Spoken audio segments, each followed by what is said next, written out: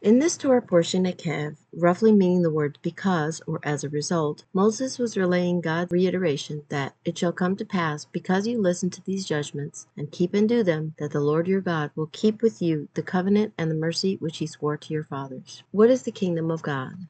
Simply put, the kingdom of God is God's established kingdom, set apart from the other kingdoms by his rule, and it operates by his rules. The first time his kingdom appears in Scripture is when David praised God in 1 Chronicles 29:11, a prayer very reminiscent of the Lord's Prayer, or the disciples' prayer. Yours, O Lord, is the greatness, the power and the glory, the victory and the majesty, for all that is in heaven and in earth is yours. Yours is the kingdom, O Lord, and you are exalted as head over all. Throughout the Psalms, as in, your throne, O God, is forever and ever. A scepter of righteousness is a scepter of your kingdom. Your kingdom is an everlasting kingdom, and your dominion endures throughout all generations. And throughout the prophets, especially Daniel. How great are his signs, and how mighty his wonders. His kingdom is an everlasting kingdom, and his dominion is from generation to generation. God's covenant with Israel. Most of us believe that Israel became a nation and entered into a marriage covenant with God on Mount Sinai. But as I have said before in other videos, I believe that the Mount Sinai covenant was a renewal of the original covenant made with Abraham to bless all the nations, the terms of the covenant which they had forgotten while in Egypt. In that renewed covenant, God repeatedly told them that if they followed his commands, he would be dwelling among them. Remember, wherever he is his kingdom. That is the way God wanted his people to live. However, they repeatedly broke his covenant through their sin, and thus he sent them to Babylon. But before that, through the prophet Jeremiah, God said, Behold, the days are coming, says the Lord, when I will make a new covenant, or renewed covenant, with the house of Israel and with the house of Judah, not according to the covenant that I made with their fathers in the day that I took them by the hand to lead them out of the land of Egypt, my covenant which they broke, though I was a husband to them, says the Lord. But this is the covenant that I will make with the house of Israel after those days, says the Lord. I will put my law in their minds and write it on their hearts, and I will be their God, and they shall be my people. Fast forward to the time of Yeshua, as he came to his own people, the Jews, and told them that the kingdom of God was at hand, to repent, or shuv, turn to God, and believe the gospel. As prophesied, Yeshua came to renew that covenant that had been breached because of their sin and bring God's kingdom back to them when they went back to following God's word. The Jews already were in covenant with God through the Torah, or teachings of God. So in that case, all they had to do was believe in Yeshua, and their faith or faithfulness was completed. That's why Yeshua was so adamant that they believe in him. Now, for those of us who were not born as part of Israel, who do not follow the Torah, because of the renewed covenant, we can believe in Yeshua or Jesus, and then we are grafted in as citizens of spiritual Israel, citizens of heaven, and are part of the family of God. Isn't that great news? However, when that happens, we begin the faith born again as little babies. But that's good. God's kingdom belongs to the little children. Truly I tell you, anyone who will not receive the kingdom of God like a little child will never enter it.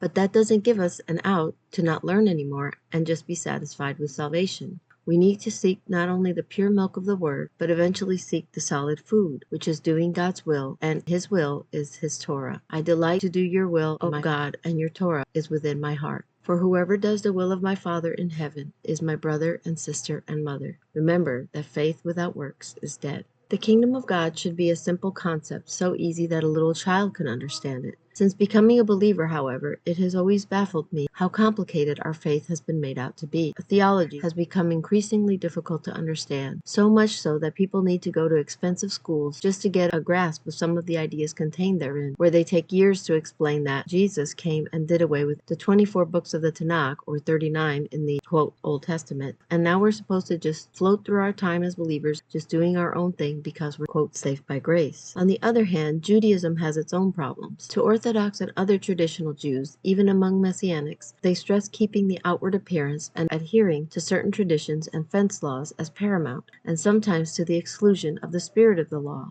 which is the most important part of what God says to do. There is a further difficulty within Judaism for people who believe in Yeshua, because many times it is said that Gentiles, those not born into Judaism, cannot be part of the covenant with God, so they have invented these, quote, Noahide laws, a separate set of laws for Gentiles that excludes the Sabbath and makes saying Yeshua is one with God blasphemy. Sadly, many Messianics subscribe to the Noahide laws, when I believe this should not be the case. God said, one law shall be for the native born and for the stranger who dwells among you. We are grafted into Israel. There is neither Jew nor Greek, for you are all one in Messiah Yeshua. Both extremes remind me of what Yeshua said. Woe to you, scribes and Pharisees, hypocrites, for you shut up the kingdom of heaven against men, for you neither go in yourselves, nor do you allow those who are entering to go in. For I tell you that unless your righteousness surpasses that of the Pharisees and the teachers of the law, you will certainly not enter the kingdom of heaven. So how can our righteousness surpass that of the scribes and Pharisees? How can we enter into God's kingdom? Before we touch on that topic, I would like to speak a little bit more in depth about my journey into Messianic Judaism. Since we became Messianic, we have been accused of being Judaizers, taking people away from the, quote, grace of God and bringing people back under the, quote, law. They say we are, quote, not under the law, but under grace. So before we go any further, I would like to ask, what is a Judaizer? In Christianity, and even in some Messianic congregations, a Judaizer is a person who states that the Torah of God is still in effect. However, Paul saw Judaizers a different way. He saw them as making people be circumcised for salvation, as well as those who brought people under, quote, Jewish law.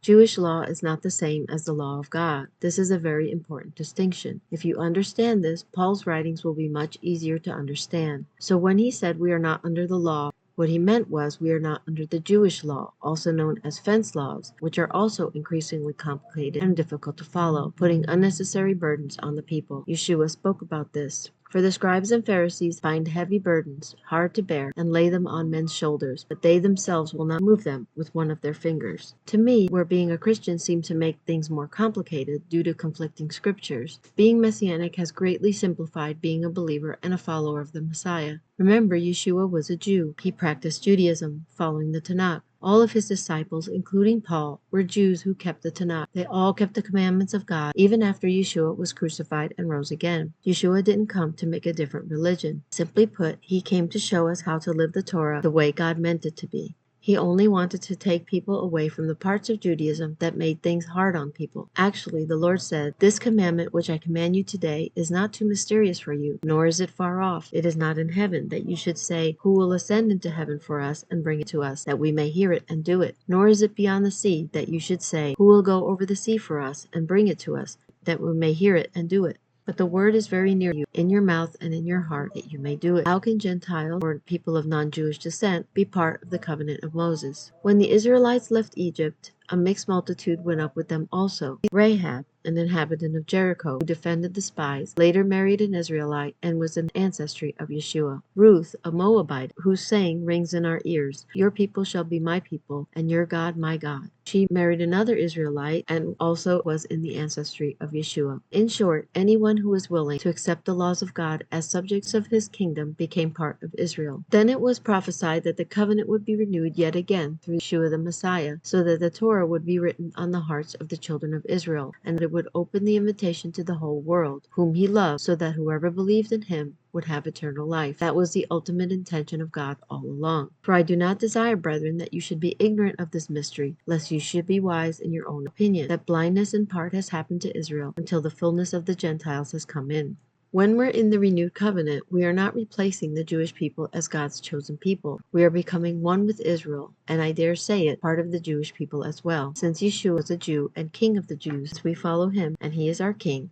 I believe we are Jews as well. Yeshua didn't do away with the Torah. On the contrary, in renewing the covenant, he refined, magnified, and intensified it. It isn't just don't kill, but don't even speak evil words, because you are killing someone with your words. I said it would be simple. I didn't say it would be easy. I think one reason Christians are so adamant about not wanting to be, quote, under the law is because of the fear of hell. When we started learning about Messianic Judaism, learning about the Jewish beliefs about heaven and hell really helped to clarify the relationship between us and the law. If there is a kingdom of heaven, then heaven must be a real place. Many Messianics believe in soul sleep. I do as well, but with a variation. Let me explain. If you are not aware of what soul sleep is the thought that our souls lie with our bodies in the grave, or Sheol, until the resurrection. Sheol in the Hebrew Bible is the underworld place of stillness and darkness which lies after death. Hell in Christianity is very different than in Judaism. In Christianity, the concept of hell has been modeled greatly after Dante's Inferno,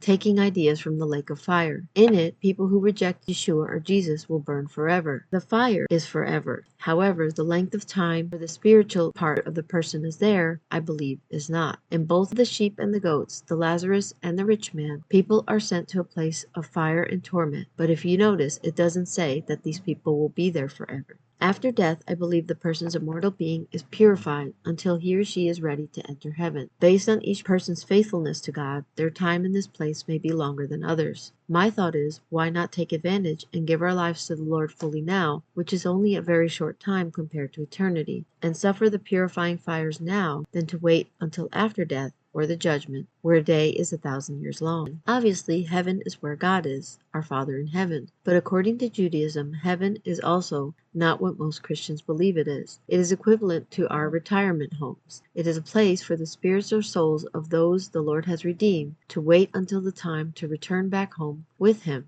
to reign on the earth.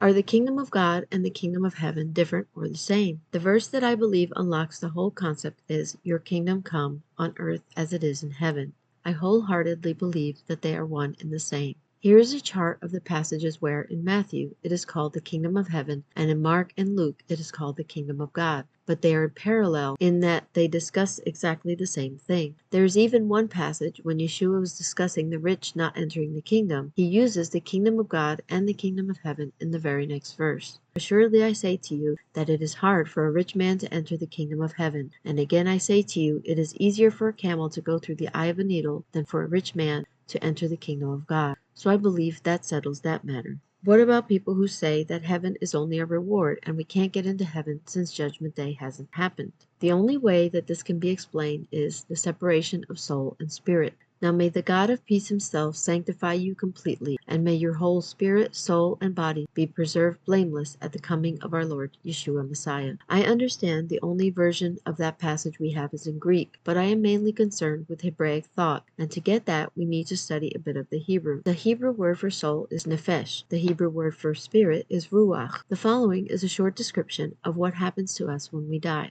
Ecclesiastes 12:7 says, "Then the dust shall return to the earth as it was, and the spirit, or ruach, shall return unto God who gave it." God's goal is for the spirit to go back up and be with Him. Depending on our dedication to God while on this earth, that spirit may have to go through a period of purification in order for that to happen. Children, animals, and those who are pure of heart go straight away. But those who choose their own way and choose a life of selfishness instead of serving God while on this earth will have to go through some time of purification, shall we say, and be refined by fire. If we believe in Yeshua, we will be saved, some of us barely escaping the flames. Once that spirit is purified to the Lord's standards, it can enter heaven with the others who are awaiting the last day. Remember, when Yeshua returns, the New Jerusalem will come down and His kingdom will be established here. My belief is that on the last day, the spirits in heaven will reunite with the souls and newly resurrected bodies on the earth for the millennial reign, and then the Olam Haba, the world to come. But those who are in heaven are subject to the rules of heaven, and everyone there obeys those rules. The good news for us is that, as Yeshua said, the kingdom of God is at hand. We don't have to wait until we get to heaven or the world to come. We can experience the kingdom now as we are on the earth until we go with the others who are there, or until He returns to establish His kingdom in full force after the tribulation.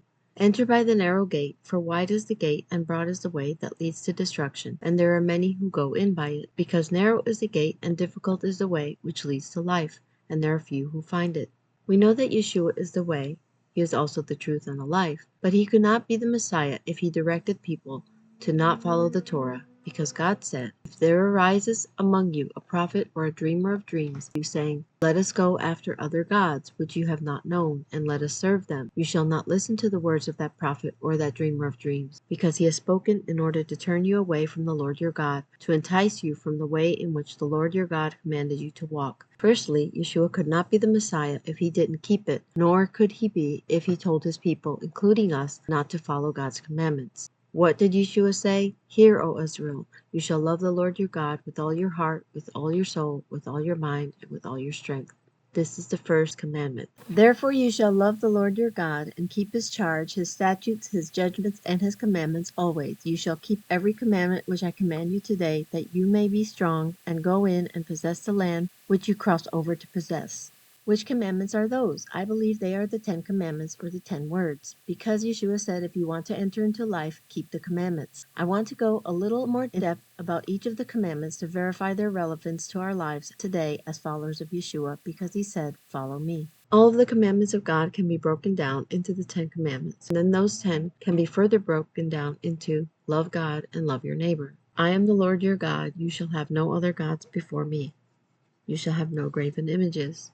You shall not take the Lord's name in vain. Remember the Sabbath day to keep it holy. Obviously, these first four can be placed into the love God category. Sadly, many of us have idols in our lives, many not ones made of wood or stone, but of flesh and blood, people we love or care about, or even inanimate objects like houses, cars, etc. If they are keeping us away from God, they may be an idol, and please don't be surprised if God winds up taking them away from us. Remember, He is a jealous God. Furthermore, nothing in this world is permanent. We are only given stewardship for a short time, and then everything returns back to Him. He is the true owner, and He will call us to account for what we did with what He entrusted to us. If you would like to learn what I believe about the Sabbath, which is the fourth commandment, I will link the Sabbath video in the description box. We can agree that those first four commandments are in line with love God, but what about honor your father and your mother? Many people say this should be part of loving our neighbor, but I believe that it is a part of love God, because by honoring our parents, even in their old age, even if they don't act the way we think they should act, we are really loving God. We revere God's authority and His perfect plan for our lives, and by doing this, our lives will belong in the land He is giving us. Numbers 6 through 10, you shall not murder.